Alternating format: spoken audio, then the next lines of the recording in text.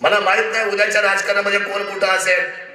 आपण असं म्हटले, कोणतरी म्हटले की तुम्ही थांबा, अजून वेळ आहे. मी असं म्हणतो की कुठल्याही गोष्टीला वेळेची वाटच पाहिजे नसते. मी जर वाट पाहिली असती तर कदाचित मी आमदार झालो नसतो. त्या 12 लोकांमध्ये माझं कोणी नाव घेणं तयार नाही की मी आमदार होईल. ते म्हणायची लढाई आहे शिवसेना राष्ट्रवादीमध्ये. काय अण्णा 2014ला कुणाची लढाई म्हटले? शिवसेना वर्सेस राष्ट्रवादी. माझं कोण नावही घ्यायला तयार नाही.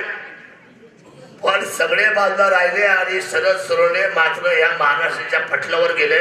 कदाचित या विंदाळच्या भूमीतून तुम्ही सुद्धा तुमची कमांड जर ठेवली तर 2000 येणाऱ्या उद्याच्या 19च्या आमदारकीच्या तख्तावर गणेश कवडेचं नाव कोरलं जाईल. या सुद्धा गोष्टी होऊ शकतात. अरे एखाद्याला शुभेच्छा द्यायच्या तर मन मुराद खुल्या भावाने द्यायच्या. हे राजकारण आहे.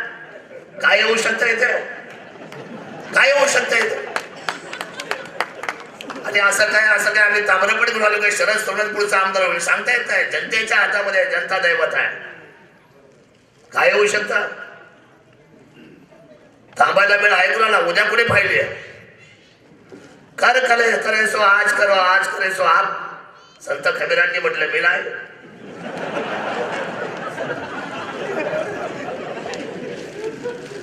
शुभेच्छा द्यायची तर अशा रोखोक शुभेच्छा व्हायला पाहिजे आणि लढाई ही मैत्रीपूर्ण व्हायला पाहिजे. लोक आमदारकी म्हटलं की दुसरं असं लपून बघतात. कावरे बावरे होतात. अरे हा पण आहे का आणि हा पण आहे का? अरे मला काही कळत नाही. आमदारकी म्हणजे जाज्वल्य स्वातंत्र्य आहे. लोकशाही आहे. या लोकशाहीमध्ये आमदार होणं, खासदार होणं, मंत्री होणं, नगराध्यक्ष होणं हे साधा बँकेच्या रोजच्या वसुली करणारा आमचा श्याम भाऊ गरीब घरातला पोरगा या नगरपालिकेच्या तख्तावर जाऊन जनतेने नगराध्यक्ष केलेला आहे. हा लोकनियुक्त नगराध्यक्ष आहे. हे वास्तव्य आहे. हे नाकारता येईल आपल्याला. आणि म्हणून काही नसतं असं. कुठल्याही माणसाला यश घ्यायचं असेल तर त्याला कष्टाशिवाय पर्याय नाही, त्याला जिद्दीशिवाय पर्याय नाही. काम करावं लागेल, बेधडक मैत्री करावी लागेल. मी तर कुणाला जाऊन मिठी मारतो पहिले जोरात. जाऊ दे, बनसे तर मनसे, राष्ट्रवादी ये जवळ, काँग्रेस ये जवळ, भाजपा हातून ये.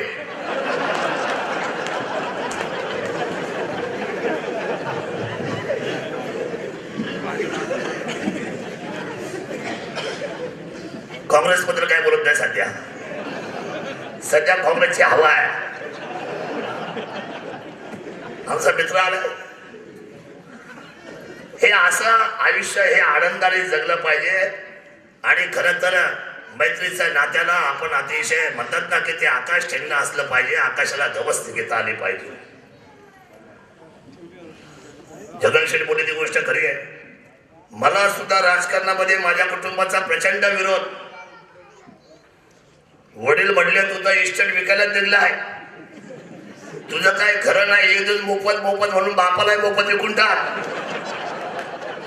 बिघडले माझ्यावर. सकाळी 7 वाजता बिल हाय. म्हटलं अण्णा तसं नाही. ते राजकारण सांगू नको, एक शब्द बोलू नको. चुलीत गेले तू ते राजकारण. एवढा हाडाची काढं केली, कष्ट केले, एवढी कामं केली आणि तू उठलं का इकडे जा, तिथं याला मदत कर, जा तिकडे त्याला मदत कर. असं कोण करतं का राजकारणात? म्हटलं अण्णा एक शब्द बोलायचं नाही. अण्णा नाही तुझा कोण नाही. मी काय बोलता येत नाही. त्यांचं कष्ट आपल्या उमेदीपेक्षा आणि आपल्या महत्वाकांक्षेपेक्षा त्यांचा अनुभव मोठा आहे. त्यांनी खूप सोचलंय. त्यांना माहित आहे ह्या जगामध्ये काय होत आहे. चिंता असते वडिलांना मुलाची. आमच्या वडिलांना चिंता होती. पण मी बेधडक होतो, मी बंडखोर होतो. कारण मोगलांच्या 400 वर्षांच्या समोर ज्यांनी शमशेर उचलली त्यांच्या बंडखोरीच्या नावाच्या रूपांतर व्यवस्थेचा मी मानकरी होतो. या राजाच्या शिवभूमीचा मी सुपुत्र होतो. छत्रपती शिवरायांनी ती शमशेर उचलली होती. मी त्यांच्या पावला पाऊल ठेवलं. मला लढावंच लागलं. लढलो, जिंकलो. पण जिंकल्यानंतर माझ्या जवळ येऊन मला शरद म्हणून डोळ्यामध्ये वडिलांच्या दोन्ही अश्रू आणि माझ्या दोन्ही गालावर पपी घेणारा मुका घेणारा तुमच्या भाषेत फक्त माझा बाप होता हे सुद्धा मला आपल्याला सांगितलं पाहिजे. या गोष्टी घडतात गणेश. वडिलांची माया असते, कुटुंबाचं नातं असतं, नातेवाईकांचा पदर असतो, मित्रांचा जिव्हाळा असतो. आणि म्हणून हे 2019, 24, 29 काय नाही, लढाई करत असताना तिकीट मागायची बिंदास. लहरों से डरकर नौका पार नहीं होती और कोशिश करने वालों की कभी हार नहीं होती, कभी हार नहीं होती. अरे आपण म्हणायचं संधी मिळत असते का? संधी घ्यावी लागते, खेचावी लागते. मी तुमच्या भांडणाला लावला?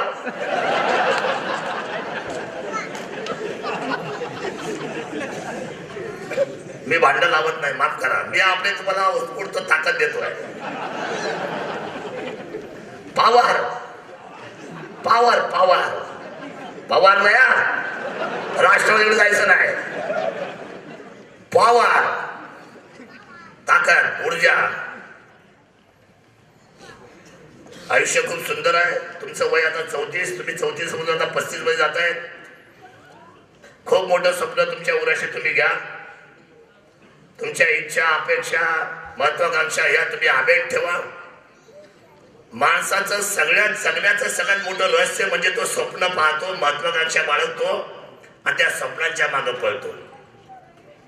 तुम्ही ती स्वप्न तुमच्या उराशी बाळगा, प्रचंड मोठे व्हा. कदाचित मी जागेवर राहील, तुम्ही खासदार व्हाल पुढे, कारण वय लहान आहे. मला जी सर म्हणायला लागत तुम्हाला असं, जी सर. काही होऊ शकतो, काही होऊ शकतं. बरं मी खोटं नाही बोलत. मी खूप लोकशाही मी पाहिलेली आहे जवळून, खूप लोकांना पाहिलंय मी जवळून. देवेंद्र फडणवीस निवडून आले तर सगळे शेवटच्या बेंचवर बसायचे, हे बाकीचे सगळे पुढे असायचे. फोटो काढला, क्लिक केला, सगळ्यात शेवटी तर देवेंद्र फडणवीस सगळ्यात मागे होते. आणि यावेळेला पाहिजे तर देवेंद्र सगळ्यात पुढे पाहिजे, एक नंबरला बाकी सगळे मागे. काय होतो?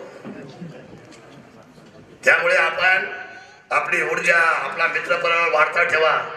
कदाचित एखादी राजकारणात पोकळी तयार होते, सांगता येत नाही. काय वाढणार? खडक राज याकडे पकडे टाकून पुढचा पुढा बघू.